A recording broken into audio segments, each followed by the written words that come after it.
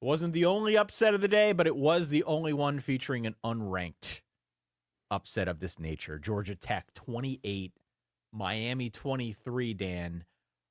This was one that yours truly called out. You did. Look, I said I didn't know what Haynes King's status was, so I wasn't feeling the confidence that you were feeling. And so good on you, right? That even not knowing who the quarterback would be, you'd be like, I'm in. I was in because I know that Georgia Tech plays hard. Yeah. That was the main reason why. And I wasn't crazy about the fact that they might be working with a backup here against the Miami Hurricanes. You got to, on some level, score points if you want to beat them. But Haynes King did play. Haynes King did look roughed up in this game. He's going to need an ice bath for like a week after what we saw on Saturday, but did a great job running that offense, mainly running the offense, literally running the offense. I was going to say, it was kind of like a end of NBA game where you do the offense-defense substitutions, except it was the running, passing. That's Aaron exactly Philo, right. I believe. That's exactly They're like, right. Philo's in. They're going to try to throw it. And they did. They did on a number of occasions super successfully. Like, oh, Haynes King is in. He's going to hand it off or run it. And that's what happened. They kept doing that thing where they were doing side-to-side motion, and then he would fake the handoff and just run it up the gut. Yep. And for whatever reason, that had the Miami defense on skates for a good chunk of the game. The interior line did not do its job. Tech finished with 271 yards on the ground among 8 different ball carriers. And it does sort of continue a trend, not just for Georgia Tech, because we've been saying for a while they play hard.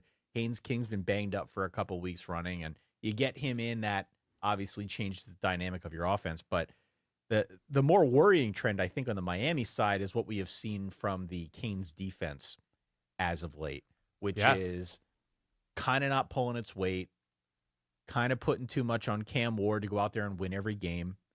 And I think that is what I was mostly speaking to over these last several weeks. We've had Miami people comment on these shows and say, you're not being fair to Miami. And there's probably a grain of truth in that. But I think what I am speaking most to is the fact that if you are putting it all on Cam Ward the way it feels to me like they had put most of it on Cam Ward, eventually it's going to catch up with you, and it did. Well, and it's also the context of, it's our latex salesman quotient of, it's okay to win a bunch of games and have some down moments or quarters or stretches or whatever, and that happens to a lot of pretty good teams that you're able to pull it out. Especially this year when it doesn't really feel like there's a true dominant team. Maybe we can make the case for Oregon, but there aren't as many dominant teams this year as I think we're accustomed to seeing. My only point was, you start putting the number 3, 4, 5 in front of your team name, then it's just like, well, is this performance befitting of the number 4 team in the nation again? Number 5 team in the nation again? That it's not a wire-to-wire show of force. And so that's all. Miami's a really good team. We just saw lapses that had us concerned, and it doesn't change a ton. They just happened to lose this game in which they had long stretches of disappointing play, and they'll have an opportunity. I think they need a couple dominoes to fall their way to get back to the ACC championship game, dominoes involving, I guess, SMU and Clemson. But they're a really good team. They got run all over, and they could not. And this, I mean, it's a Georgia Tech story to me in terms of like how they were able to win this game, but Cam Ward couldn't do everything. And it felt like even when he was doing a lot, it felt like they needed that, or else they needed incredible plays. And if you need incredible plays, it's not a great sign. And the amount of high leverage moments that Georgia Tech was able to come away with on both sides of the ball. 3rd and 18, I think, was an Aaron Philo over the middle.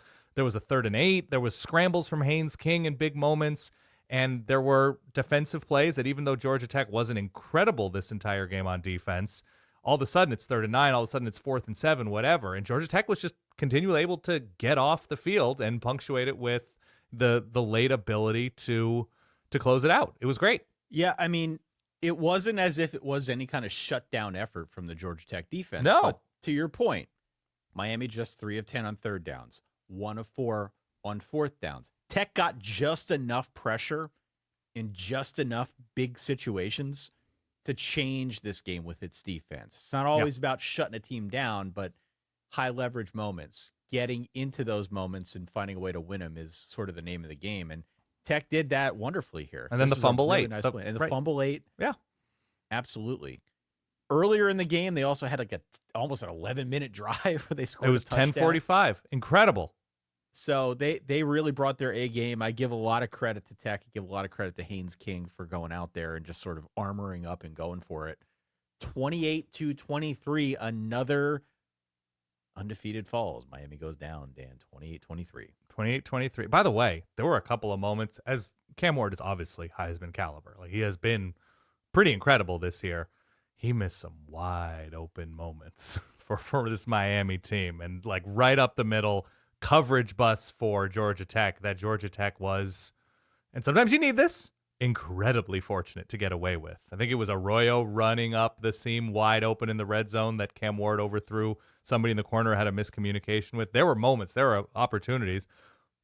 But these, every single team that we're following this year, imperfect. You can't say that, oh my God, if only they did this. Like, we're not dealing with an otherwise perfect Miami team, just like we're not dealing with an otherwise perfect Oregon or Ohio State or any of these teams. But man, even with that kind of performance, especially on defense, game was still kind of there for Miami.